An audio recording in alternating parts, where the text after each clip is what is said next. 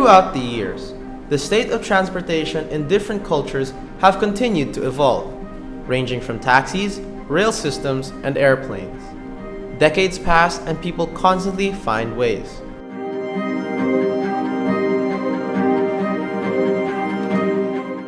For many years in Malaysia, motorcycles have been the most preferable, convenient, and affordable mode of transport.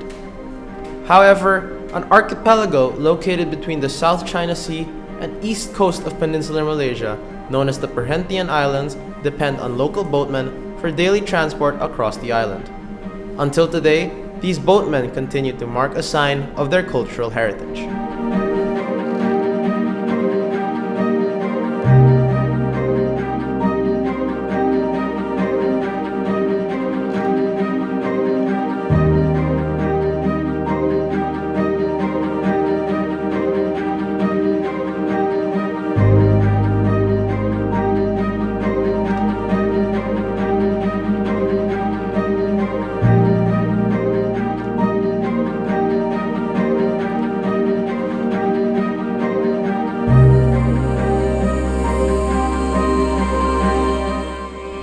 In Bangkok, transportation is varied as it has an extensive network of roads, railways, and canals. It is one of the metropolises that have the largest number of transport systems in the world.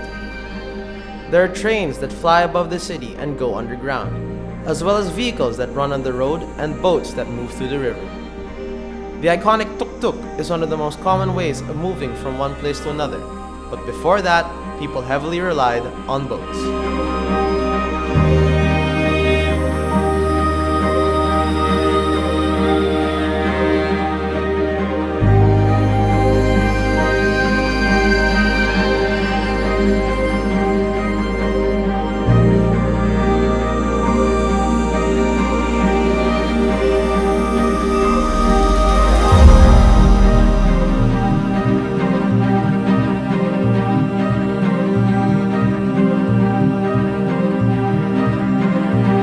In the Philippines, on the other hand, the average Manileño spends about 5 to 6 hours a day, losing almost 10 years of their lives sitting in traffic. A 2019 study by the Asia Development Bank ranked Metro Manila as the most congested city in developing Asia. Because of the heavy gridlock within the city, ride-hailing apps such as Angkas and Joyride were introduced to the public to beat the traffic.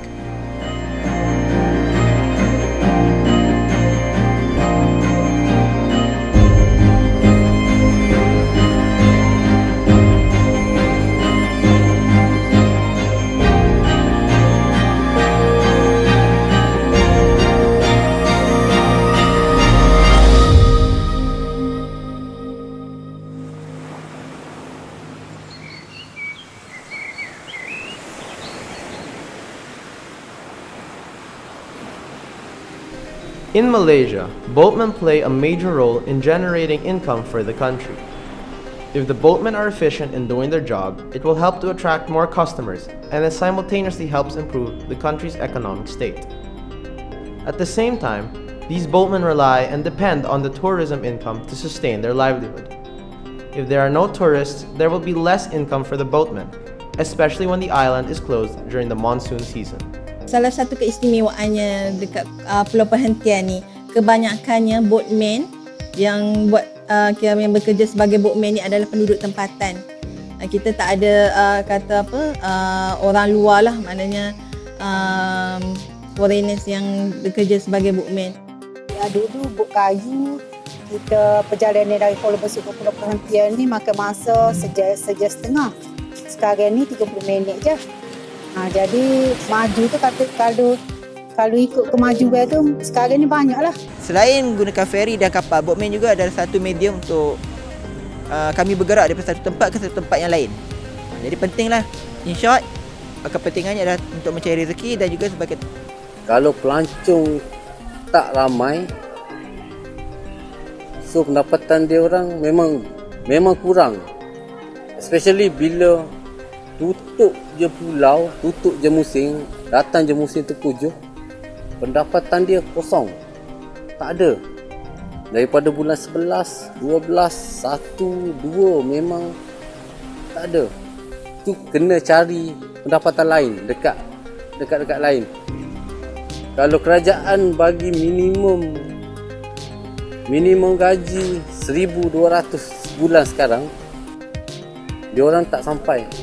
Termasuklah ejen-ejen dekat besuk ni, pekerjaan dia biasanya 400 ke 500 saja. Kalau biasa pelancong tak ada, kalau kita tak ada kan. Dia pelancongan ni memang besar. Somengan untuk negara untuk. Bagilah taman laut. Kontek taman laut berapa setahun-setahun ni? RM5 kalau buk ni RM5 tu kan. Kalau belakang asing RM30 satu. Kalilah berapa kalau berapa ratus orang datang. Berapa kam dia masuk. Dan setahun tu kerajaan masuk. Kalau tak ada pelancongan ni tak adalah duit masuk kerajaan. Itu yang saya ingat. Abang tengok dekat pulau perhentian dekat besuk ni, semuanya buk persendirian. So kerajaan tak ada bagi inisiatif langsung dekat riverboat. Apa tu, biasa kerja macam biasalah. Kerja macam dekat atas, dekat darat lah orang kata. Bahagian pelancongan ni antara salah satu menjana pendapatan negara. Betul. Kampung Nilayan, which is located in Pulau Perhentian Quezon, is more frequented by tourists due to having a larger range of choices or affordable accommodations, which is usually favored by the visitors. The residents here were originally made up of regular fishermen, but many have now resorted to the job of driving boats as a second means of income due to the rapid increase within the tourism sector. Back in the day, these people had to live from hand to mouth, but now, being a boatman aids with their daily income to some extent.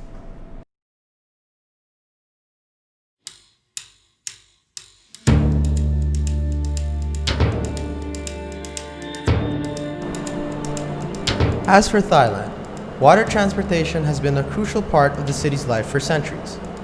Known as the Venice of the East, Bangkok has several canals, locally known as klongs, spread out throughout the city. They were historically used for transportation, also as floating markets.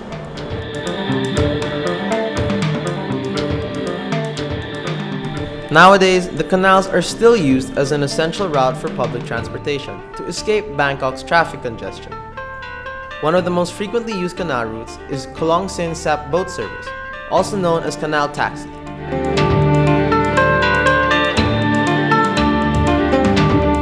According to the Marine Department, there are more than 50,000 passengers per day using this service, and it is usually crowded during the rush hours. ต้องใช้ทุกวันเพราะว่าบ้านผมค่อนข้างอยู่ไกลอยู่แถวบางกะปิเนี่ยคือถ้านั่งรถเนี่ยมาไงมันก็ไม่ทันครับผมก็เลยต้องใช้เรือซึ่งมันแบบเร็วกว่าก็มาใช้เรือถึงจะมามอทันนะครับ สะดวกตรงนี้หมายถึงว่าจากที่เราจะต้องนั่งรถเมล์สมมุติว่าจากจุฬาอย่างเงี้ยต้องใช้เวลาประมาณชั่วโมงถึงชั่วโมงครึ่งถึง2 ชั่วโมงถ้าเรานั่งเรือเนี่ยนะประมาณ15 นาทีถึงบ้านละเร็วไหมนั่นแหละมันก็จะสะดวกสำหรับพวกเรา Apart from being used as a way of transportation, traveling through the canals on boat is a way to have a wonderful outlook into the traditional way of life of the Thai people in their homes along the waterways. Both Thai laborers and other ethnic groups who had settled in Bangkok have lived on this 200-year-old waterway for generations. The water was used as a source of food and water, as well as agricultural purposes and many other activities. However, this significant route of city's life is now facing a serious problem with the heart of the system itself, the water. The water, what should I say? Look at, not so happy about it, of course. If the water splash to me, to my skin or to my face, there are like many germs that can affect to my health, something like that. จะมีข้อเสียตรงที่ว่ามีขยะมูลฝอยลอยมาอันเนี้ยคือไม่สวยแล้วไม่ปลื้มอันเนี้ยคืออยากจะให้ทางกทมหรืออะไรเงี้ยช่วยแก้ให้หน่อยอันเนี้ยสำคัญ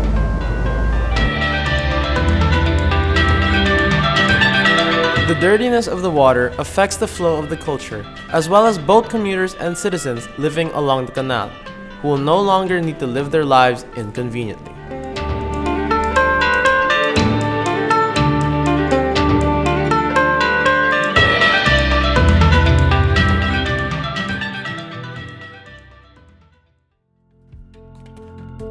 As of August last year, The Land Transportation Office reported a whopping estimate of 6,700,000 registered motor vehicles nationwide, with almost 40% of it overcrowding the national capital region.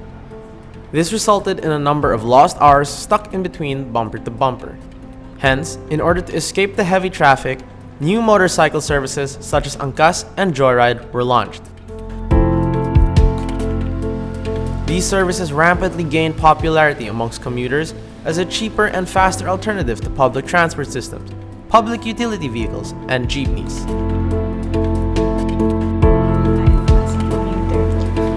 Actually, for me, Angkas kasi is really it's a lifesaver. Especially most of the time, especially when you wake up late or you're running late to a meeting, to a certain errand. Actually use Angkas most of the time. I actually use Angkas every morning because I really hate waking up really early. So I use Angkas to travel from my home going to the school. Napapadali niya, in all honesty. Kasi unang-una parang mas convenient. Kasi kapag traffic, hindi siya agad na, hindi unlike kapag four-wheeler na parang mahirap siyang makipagsiksikan. Kapag sabi mo kay kuya driver na kasi mamadali ka, like, he will do his best na parang safe ka but at the same time, mabilis yung biyahe. The idea was conceptualized during 2016 by Angeline Tham, founder and CEO of Angkas, after spending 6 hours in traffic and being late to several meetings.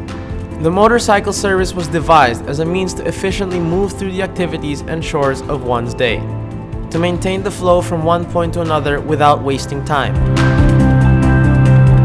In bustling cities and regions such as Metro Manila, there will always be a need to counter the gridlock traffic that prevents the smooth flow of action. Through the use of Angkas, Filipinos will be able to counter this inefficiency within the present public transport systems, hence allowing a proper flow of day-to-day actions that is in line with the continuous flow of time.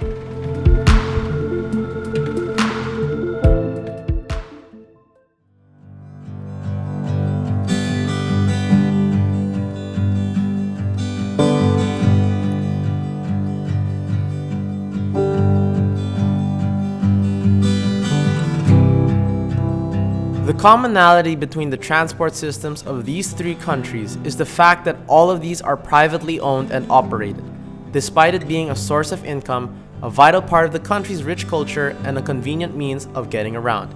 These modes lack support from their respective local governments.